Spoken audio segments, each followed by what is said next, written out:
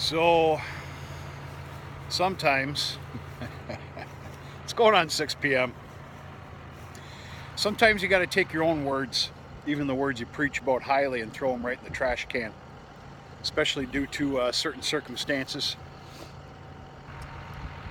I really couldn't give two nickels about winning a popularity contest, and I've never been accused of being smart. So with the exception of doing evening feeding, which can be quick if you want it to be, I never stopped cutting. I'll explain this here in a second. Folks, that's the secondary sorghum field down there. I dropped the whole thing, obviously.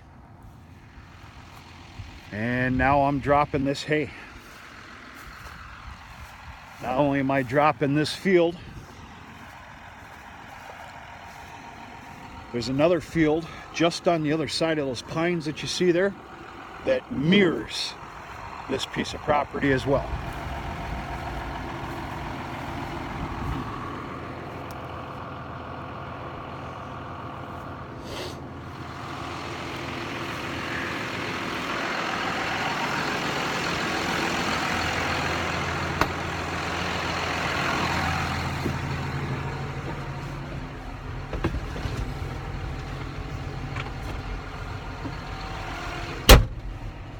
So what I meant by that is I'm a firm believer, and it's not only just my belief,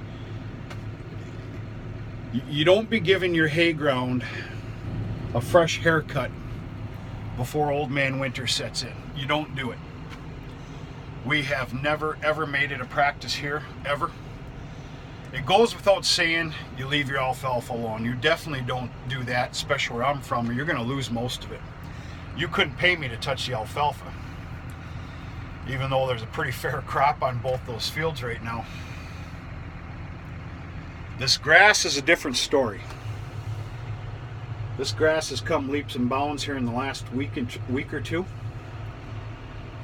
This is the second cutting. I never got a second crop off this grass ground here, folks. So what I'm doing, I'm knocking this down, the other field that mirrors this field. They're both about the same quality, same quantity, and I'm gonna wrap it. Maybe even Wednesday. We'll see what happens. This is grass. This is different. This isn't sorghum. The stuff's pretty thin too, so it's going to dry. We'll see what kind of weather we have. We do have rain in the forecast tomorrow. And I do know better. I probably shouldn't be cutting right now, but time and life and everything else says I got to cut.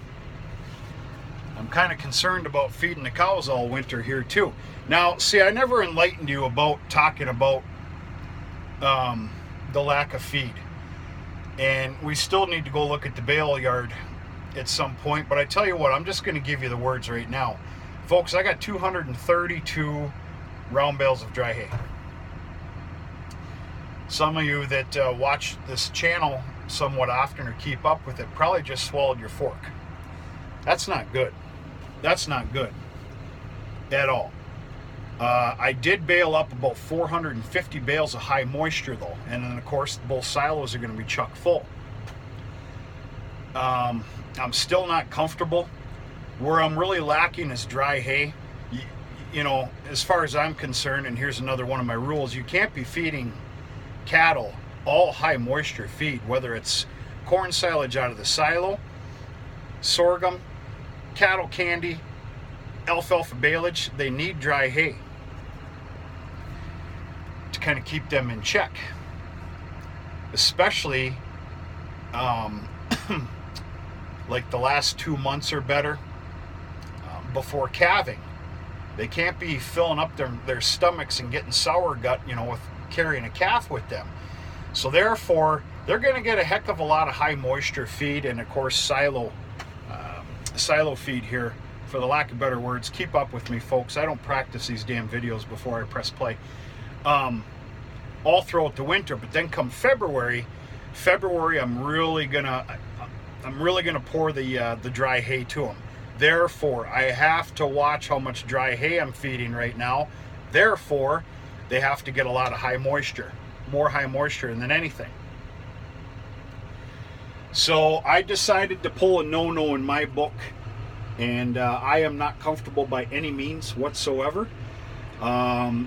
Perfect world is between the sorghum field that we mowed down previous video, the secondary sorghum field here, this hay ground here, and the other field that mirrors this field on the other side of those pines. I'm hoping for about another 100 bales, which should be very easily achievable. I plan on doing this hay on a separate day in a separate line wrap. This hay, this is actually going to make outstanding feed. The cows are going to go crazy over this stuff. I don't want this stuff anywhere near the sorghum. I talked about that on the earlier video, which I haven't posted yet, and I'm really looking forward to it and getting some answers, hopefully some educated ones. I know that sounded rude. I didn't mean for that to be rude, but I don't want it anywhere near the sorghum that I'm going to put in a different line wrap. In fact, depending on what I get off this field, that might very well be transported across the highway and put in the same line as the primary sorghum field. Let's go for a ride here, and then I gotta get my butt in gear here.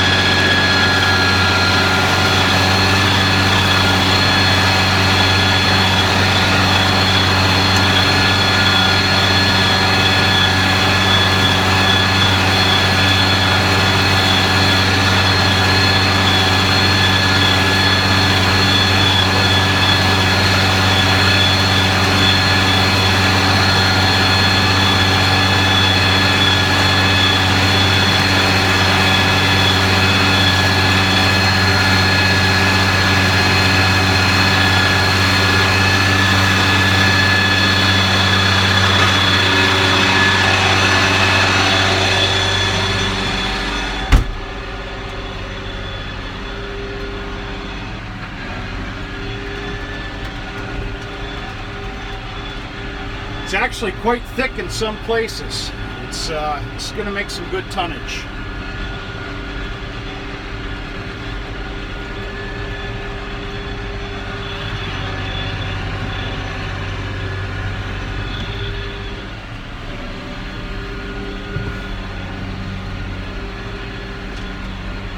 Especially thick at the bottom of this hill. You can probably see the windrows from here, I can only assume.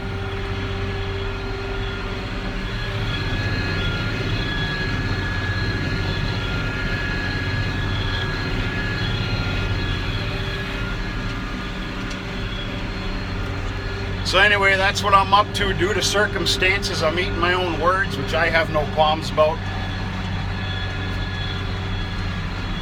I'm giving all this a fresh haircut.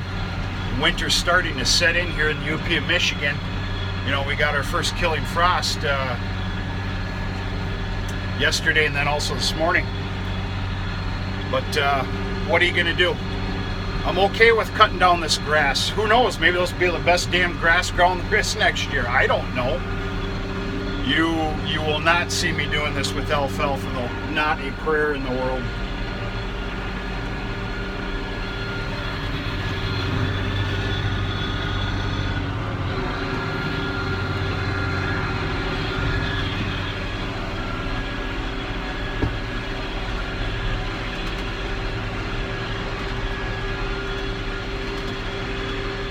So, depending on how things go here,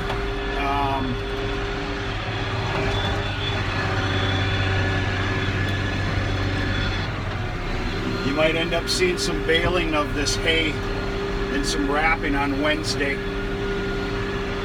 Guaranteed Thursday. I'm hoping for possibly Wednesday. And then Thursday or Friday, the sorghum's going to be all done together. I'm finishing this up where I can afford it. This disc bind is going to get cleaned up and put away for the winter.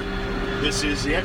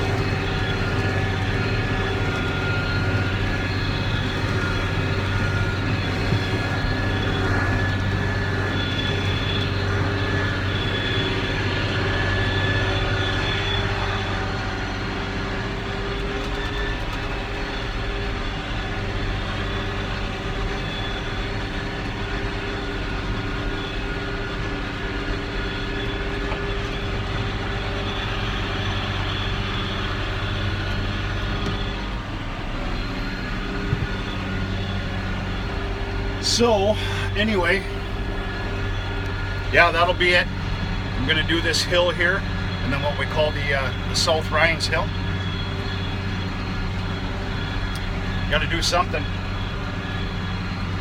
My explanations aren't the best here, folks. I'll admit it. It's obvious. There is a feed crisis here, and I am part of it. Especially dry hay. 4-week drought, followed by 4 weeks of non-stop rain, colder temperatures. I gotta stop putting the blame on the Holstein heifers. I really do. My pencil was not sharp enough is what happened.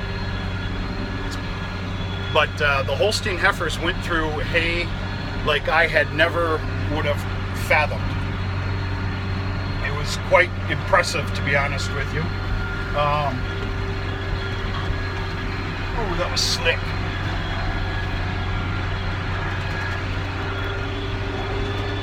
Give you a little look at the hill here. That's all corn. That's corn that's going to be shelled there. And that is the corn that I'm going to batwing mow, rake, and bale for corn fodder. Just beyond that is the soybeans that I'm going to do something really tricky with as well.